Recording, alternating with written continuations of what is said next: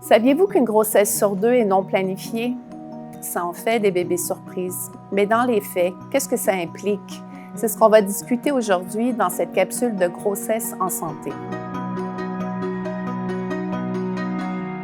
Je m'appelle Annick Bérard, je suis épidémiologiste, je suis professeure à l'Université de Montréal et chercheur au CHU Sainte-Justine. Et je suis Isabelle Malamé, chercheure et médecin spécialisée en médecine obstétricale au Centre universitaire de santé McGill.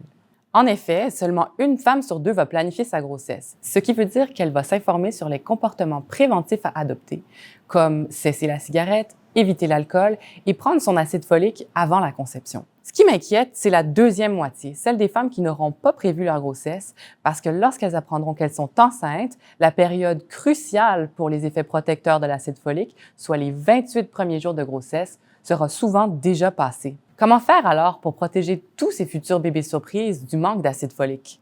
La clé, c'est l'accès à l'information. Être au courant, être renseigné, permet de prévenir au lieu de guérir. J'aimerais tellement que les femmes en âge de concevoir soient au courant que de prendre leurs vitamines, surtout l'acide folique, à tous les jours, même si elles ne sont pas enceintes, réduira le risque de malformation du cerveau et de la colonne vertébrale de leur futur bébé lorsqu'elles auront une grossesse. L'acide folique, c'est comme le zip d'une fermeture éclair.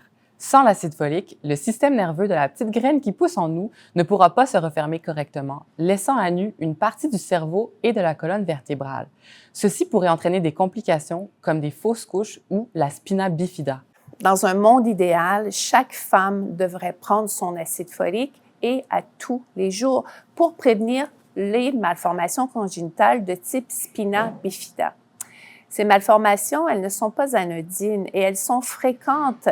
Elles sont aussi fréquentes que le risque de trisomie 21 chez une femme de 30 ans qui est enceinte. On sait également qu'au Canada, une femme sur trois n'a pas assez d'acide folique en tout début de grossesse. L'idéal, c'est que toutes les femmes en âge de concevoir pensent prévention, même si elles ne pensent pas bébé. Rappelons qu'une grossesse sur deux n'est pas planifiée.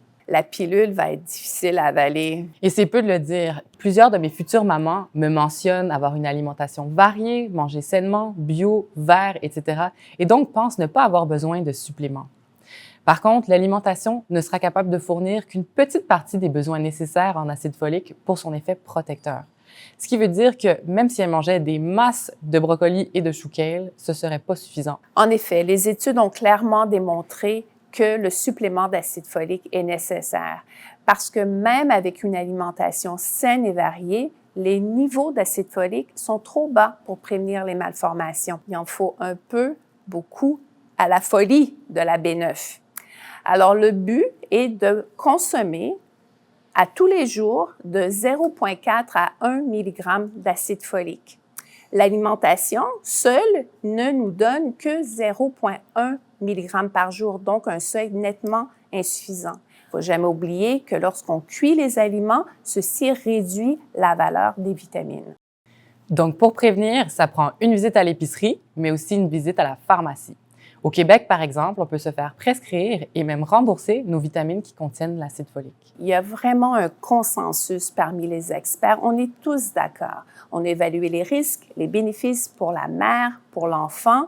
Il y a clairement des avantages à prendre l'acide folique. Alors, pour ce faire, par contre, il faut que l'information soit, 1, accessible, 2, disséminée, alors partagée, et 3, acceptée par la population générale.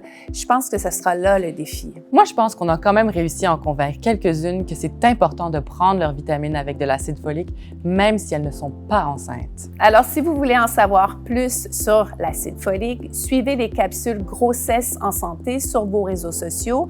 Jetez également un coup d'œil sur les liens d'information qui sont reliés aux capsules si vous voulez prendre une décision éclairée pour vous, mais également pour votre enfant à naître.